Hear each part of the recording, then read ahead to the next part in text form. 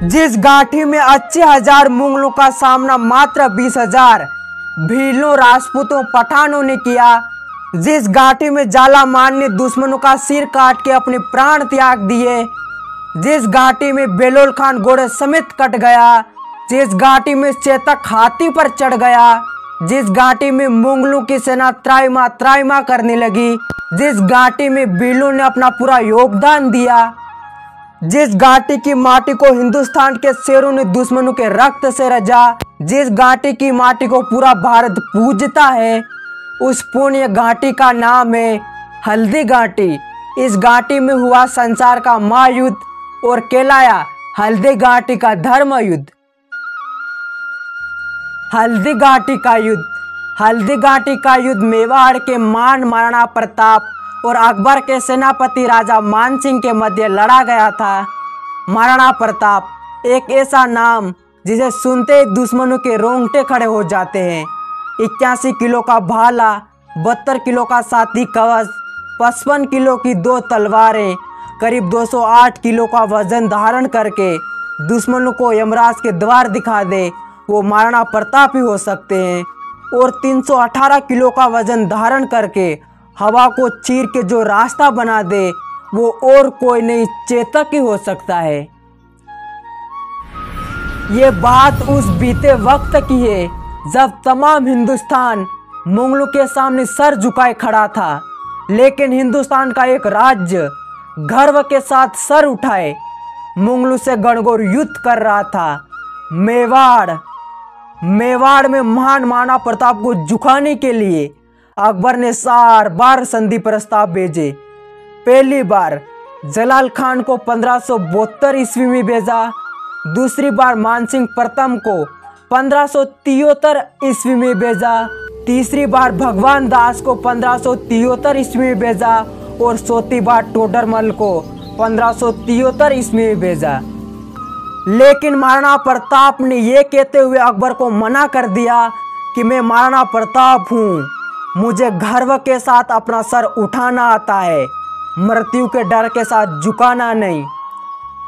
इसी कारण से अकबर आंख बबूला हो गया और अकबर ने अपनी मुगल सेना उदयपुर पर आक्रमण करने के लिए भेज दी। उदयपुर, जहां पर महाराणा प्रताप शासन कर रहे थे। उदयपुर पहुंचने से पहले अकबर की मुगल सेना को राजस्थान के राजसमंद जिले में स्थित हल्दी घाटी का पहाड़ी इलाका पार करना पड़ता था, लेकिन अकबर के मुगल सेना के भाग्य फूटे और उनका हल्दी घाटी की पहाड़ी इलाके में सामना हुआ अरावली के किंग राणा पुंजा भील से। राणा पुंजा भील जो गोरिल्ला और छापामार दोनों युद्धों में माहिर थे। राणा पुंजा और उनके कबीले के वीर भीलों ने अकबर की मुगल सेना को ऐसा पाठ पढ़ाया कि अकबर की मुगल सेना हल्दी घाटी के पहाड़ी इलाके से उल्टे पैर वापस लौट गई।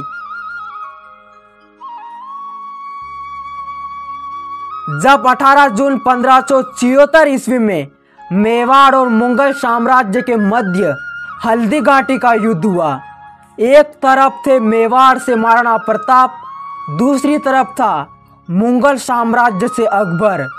महाराणा प्रताप की सेना थी मात्र 20,000, जबकि अकबर की विशाल सेना थी 80,000।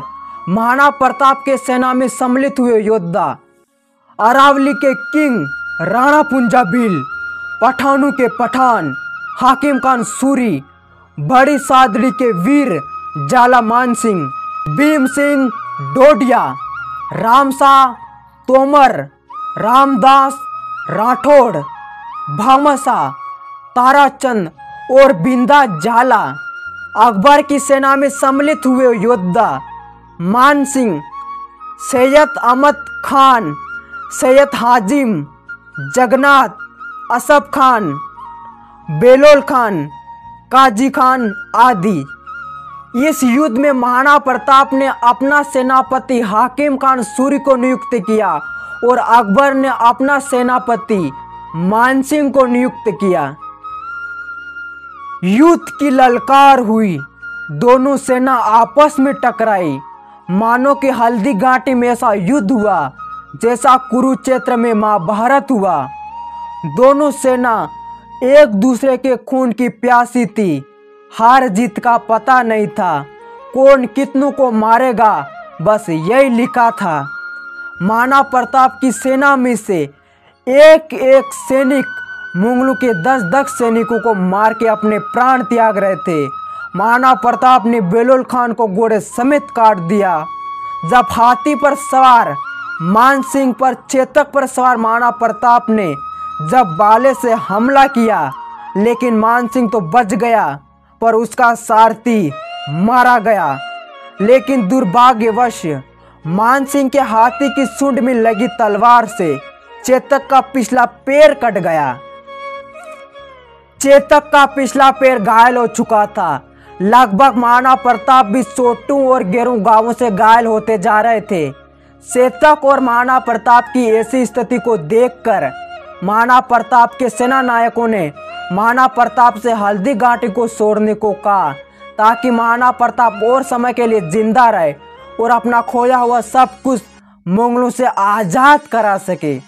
महाराणा प्रताप ने अपने सेना नायकों की बात मानी और हल्दी घाटी को छोड़कर चेतक पर सवार होकर उदयपुर की ओर निकल गए। महाराणा प्रताप का स्थान झाला मान सिंह ने संभाला, क्योंकि महाराणा प्रताप और झाला मान सिंह की शक्ल आपस में मिलती थी। मुगल सैनिकों ने झाला मान सिंह को महाराणा प्रताप समझ लिया और झाला मान सिंह पर टूट पड़ी। झाला मान सिंह ने मुगलों से घनघोर युद्ध किया, किंतु अंत में मुगलों से युद्ध करते हुए झाला मान सिंह वीर गति को प्राप्त हुए। इन दोनों सेनाओं के मध्य युद्ध होते होते हल्दी घाटी से 3 किलोमीटर दूर रक्त तलाई तक पहुंच गया था। रक्त तलाई जो कि सैनिकों के रक्त और पानी के मिक्स में मानव के रक्त से ही भर गई थी। हल्दी घाटी छोड़ने के बाद बिलिचा गांव में आया 26 फीट का नाला पार करते हुए महाराणा प्रताप के परम प्रतापी घोड़े चेतक की मृत्यु हो गई। चेतक की मृत्यु हो गई। हल्दी घाटी का युद्ध समाप्त हुआ। महाराणा प्रताप सब कुछ हार गए, लेकिन महाराणा प्रताप की हार तक ही सीमित नहीं रही। उन्होंने पुनः अरावली के किंग राणा पुंजा और उनके कबीले के वीर भीलों और भामाशाह के सहयोग से संगठित सेना बनाई और लगातार मुगलों पर छापामार आक्रमण किया और कुछ ही समय में अपना खोया हुआ सब कुछ पा लिया।